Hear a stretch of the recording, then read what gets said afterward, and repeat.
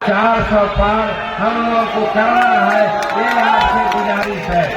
और बिहार में एक बात कहना चाहते हैं कि गत 2019 में हम लोग 39 सीट जीते थे, एक सीट की कमी रह गई थी। और आज 10 वर्षों में जो हमारे नरेंद्र मोदी जी और नीतीश कुमार जी मिल करके बिहार को डबल इंजन की सरकार के रूप में आगे बढ़ाने का काम किया है, इसलिए हम लोगों को संकल्प लेना चाहिए कि 1980 का कसर हम लोग दूर करेंगे और 40 सीट हम लोग जिता करके संसद में भेजेंगे। ये हम लोग को संकल्प लेना चाहिए। आपका प्रत्याशी बहुत कदर हमको आगे बढ़ाए हैं, उसका एक उदाहरण दे करके हम अपनी बात को समाप्त करेंगे। और वो है कि पहले भारत का जो मुख्य प्रधानमंत्री होता था उसकी बातें कोई नहीं सुनता था, लेकिन आज हमारा प्रधानमंत्री अगर कहते हैं तो उसका बात संसार के लोग सुनता है। जिसका उदाहरण G20 की बैठक है। G20 की बैठक में हजारों सैकड़ों लोग बाहर से आए थे और दर्जनों राष्ट्राध्यक्ष आए थे।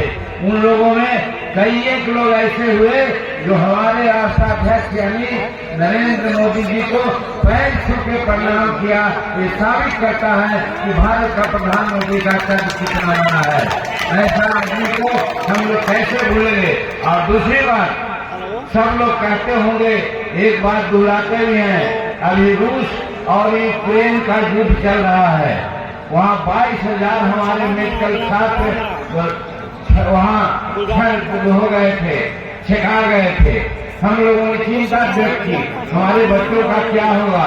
प्रधानमंत्री ने बात किया पुतिन से, ए पुतिन तुम युद्ध रोको और जब तक हमारे बच्चे बाहर नहीं जाते हैं भारत, तब तक के युद्ध तुम मत करो।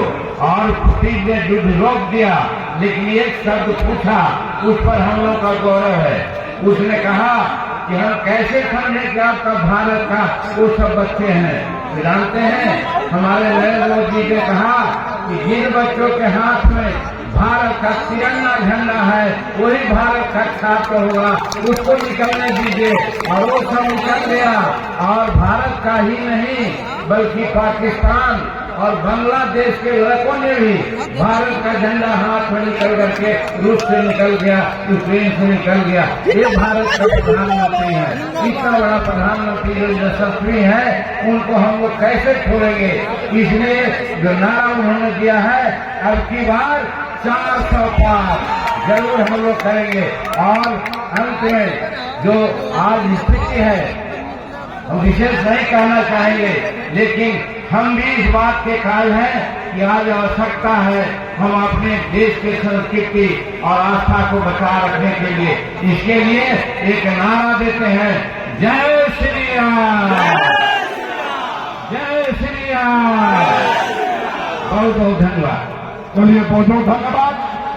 अब आप लोगों के बीच में नौजवानों का थर्मल